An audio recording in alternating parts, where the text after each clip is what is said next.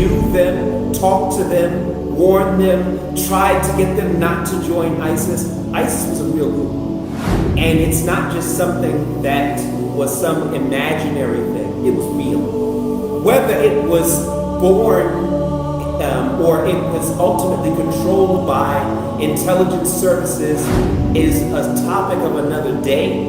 But what those brothers were doing, and I said brothers because I still count them to be Muslims, even though I think that they are way off the meter. What they were doing, they were killing lots of Muslims, torturing them, and doing other outlandish stuff. Brother, I have to be honest with you and tell you that ISIS's rule was not a step up. It wasn't.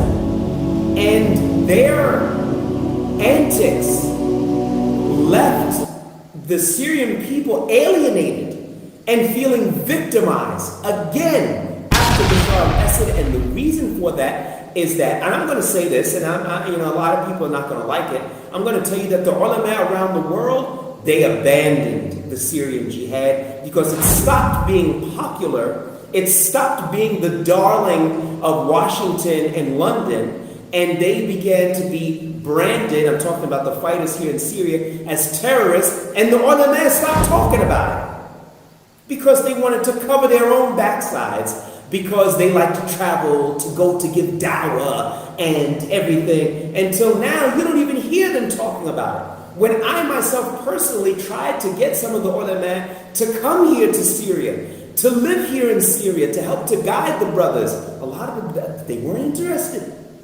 They weren't interested. I can give you the names. They weren't interested.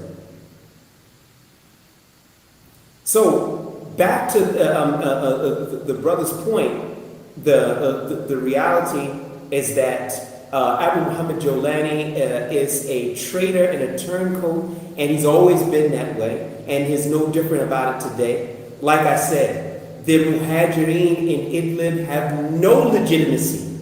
They don't have ID cards. They don't have anything actually keeping them as real citizens. 13 years of fighting, of bloodletting. How many Muhajirin have been killed, have been injured, have lost their legs, lost their limbs, and they have families who have no official status in the territories under Abu Muhammad Jolani. Anybody wants to talk about it, I'm ready. All right. Okay, we got Zeki 99. Zeki 99 sent back to ISIS. I don't count him as a revolutionary. However, ISIS was also fighting the Muslims too, and they were killing them by the truckloads. That's for real, brother. If you want to overlook that and just say, well, because they're fighting ISIS, they're fighting Assad in some places and everything, therefore they're a part of the solution. They're not. And there's another issue that I'm going to tell you that I saw with my own eyes. There were territories in which ISIS was besieged by the Assad forces.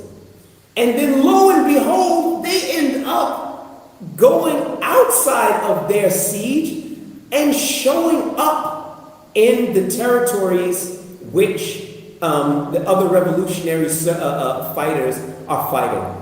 I don't know how that happened, but it couldn't have happened except by the permission of Assad and his forces. So once again, Beta, I respect you, you're my brother in Islam, and I appreciate your comments, but on the real to real, brother, they are not a part of the real solution. They're not.